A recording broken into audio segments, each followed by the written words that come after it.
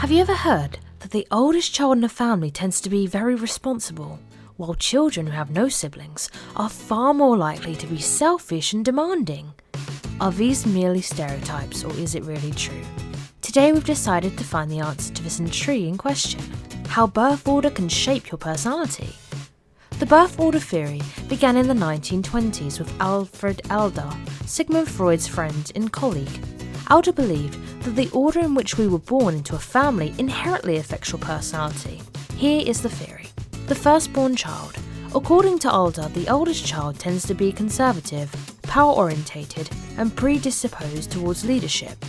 They often take responsibility for their younger siblings. That's why firstborns grow up to be more caring, more willing to become parents, and more likely to take initiative. The middle child. The older brother or sister is a pace setter for the second child. That's why they often struggle to surpass their older sibling. The pace of development is higher. The middle kids in a family often tend to be ambitious, but they are rarely selfish. They are also more likely to set unreasonably high goals for themselves. This increases the number of failures. However, knowing how to cope with difficulties in life is what makes them stronger. The youngest child. As a rule, the youngest child gets a lot of care and attention from parents and even older siblings. That's why they may feel less experienced and independent. However, lastborns are usually highly motivated to surpass their older sisters and brothers. They achieve big success and earn recognition in their chosen field very often. They become the fastest athletes, the best musicians, and most talented artists. The youngest children in a family tend to be very sociable, though they're usually more irresponsible and frivolous than the older children. The only child. Without any siblings to compete with, the only child often competes with his or her father. Being overly pampered by their parents, the single child expects pampering and protection from everyone around too. Dependency and self-centeredness are the leading qualities of their lives. The only child often has difficulty interacting with peers. Many children who have no siblings become perfectionists, and they usually achieve their goals no matter what. Now, all of these lead to three important questions. Question 1. How does birth order affect IQ scores? There is a theory saying that the order in which you are born has an impact on your personality and IQ level. This idea has become very popular recently, however. It has also created quite a divide amongst researchers. Some dismiss the theory entirely, and others are convinced it plays a crucial role.